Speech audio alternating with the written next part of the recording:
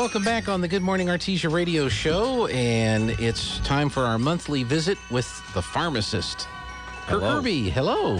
How are you? I'm good. You ready for Independence Day? Sure.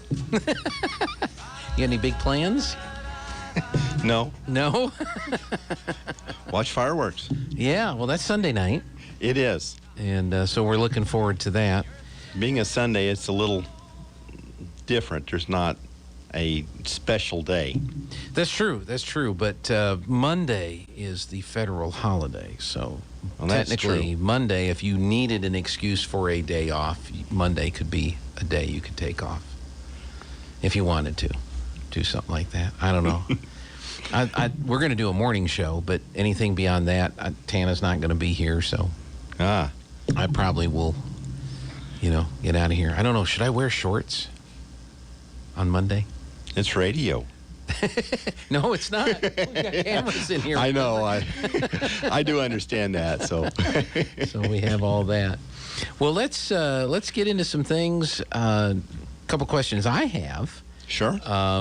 Has Anthony Fauci, Dr. Fauci, actually settled on has he given the same answer twice in a row over any length of time over the last few days? That poor guy. Not that I can tell. Yeah. So what's the latest that we know? Because it seems like even in New Mexico now we're free, except they say they're going to go by the CDC guidelines. What does the CDC have? What's the newest that they have? Because what we've heard is if you've been vaccinated, you don't need to wear a mask, but then there's this Delta variant that's out there. Yes. So kind of talk about that, if you would, so that we kind of understand what it is that we're being told about.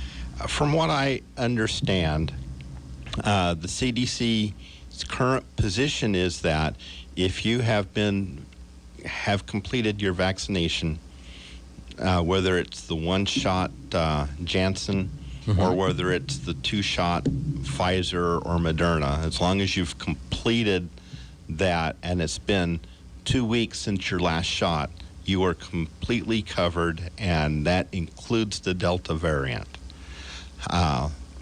And they are not recommending people wear masks if you've been completely immunized. Okay.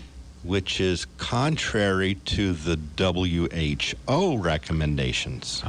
So that's why some people may be confused, because depending on who's doing the reporting. Correct. Or what source they're referencing and how close people are paying attention to what they're seeing or hearing. So what does the WHO have to say? And they are saying that you should still be wearing masks because of the Delta variant that is out there and I guess gaining velocity. I really don't know if it truly is or not. From what I understand from immunology, the vaccines that we have here in the United States do cover the Delta variant.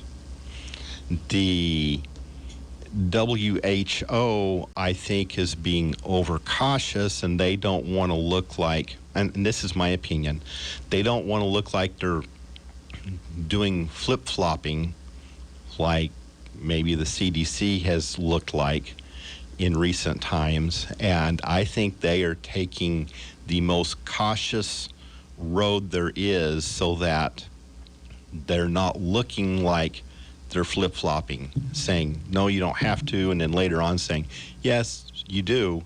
It's just easier to say you do have to wear a mask until we just tell you otherwise. So,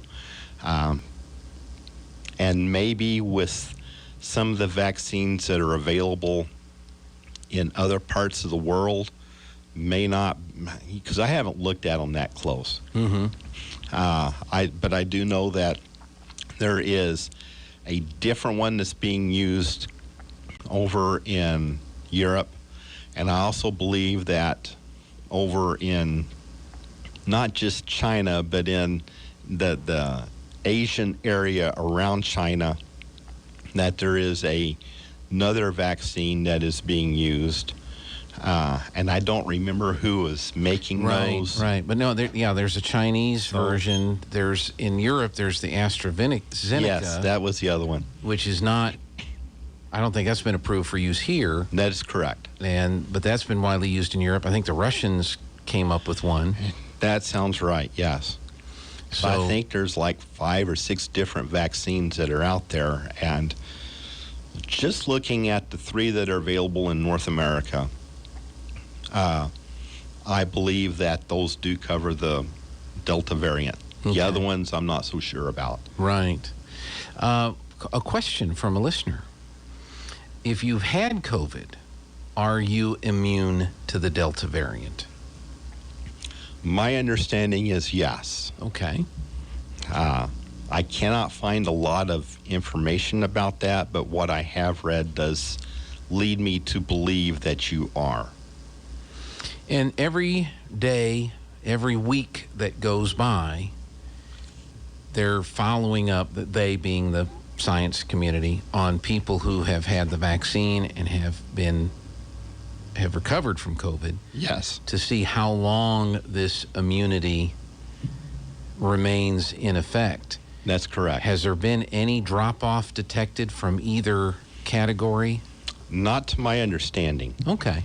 And kind of a interesting side note is my younger son, who actually is living in Fayetteville, Arkansas, had the Moderna vaccine, and he has been in one of these post-vaccination studies, and he is having his blood drawn once a month, and so I know that those studies are continuing to be done.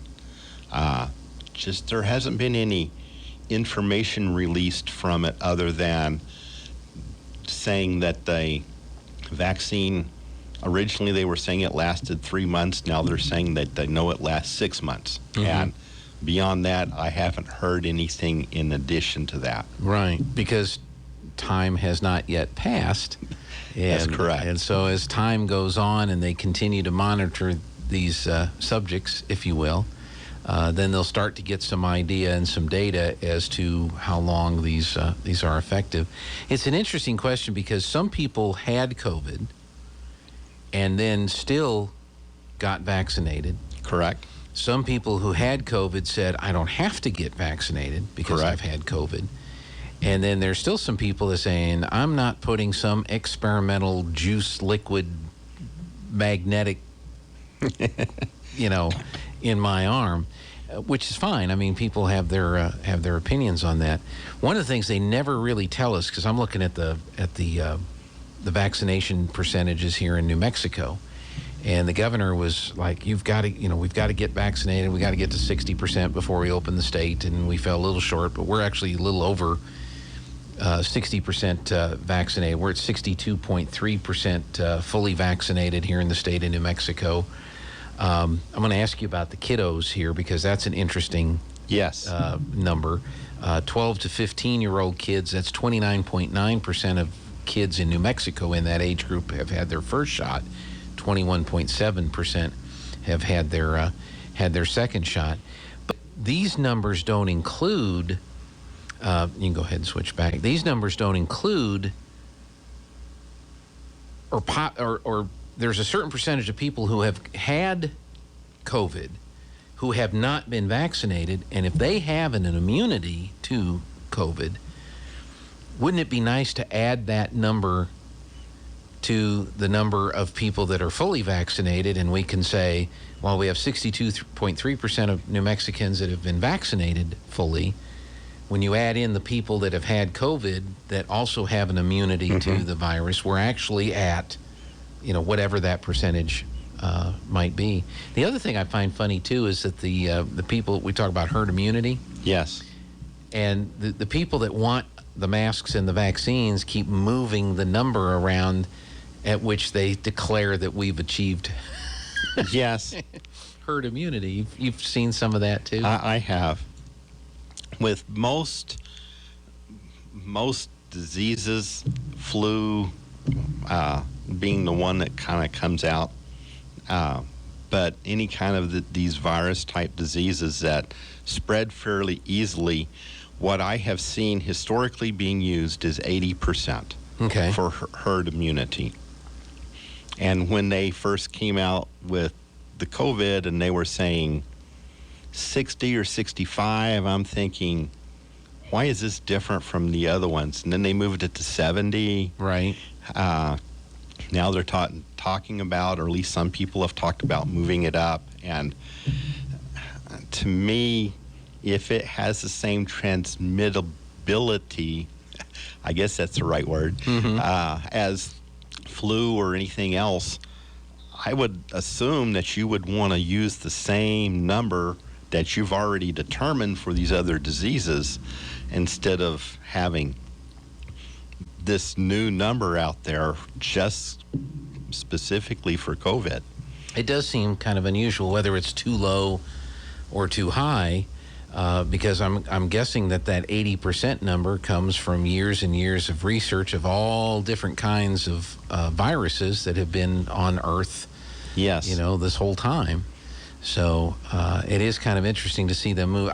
My conspiracy part of my brain, which occupies this chunk over here, is like, well, the reason they're moving the numbers is because some people are hearing we've reached herd immunity, or we're close to herd immunity, but we don't want to give up control. We want them to be wearing masks and getting vaccinated, so we're going to move that's the conspiracy thing in my brain, and I wonder how close I am to being accurate with some of that. But can you stick around for a little bit? All right, grab some McDonald's. We have breakfast here. Kirk Irby is with us. We'll talk more on the other side of the news. This is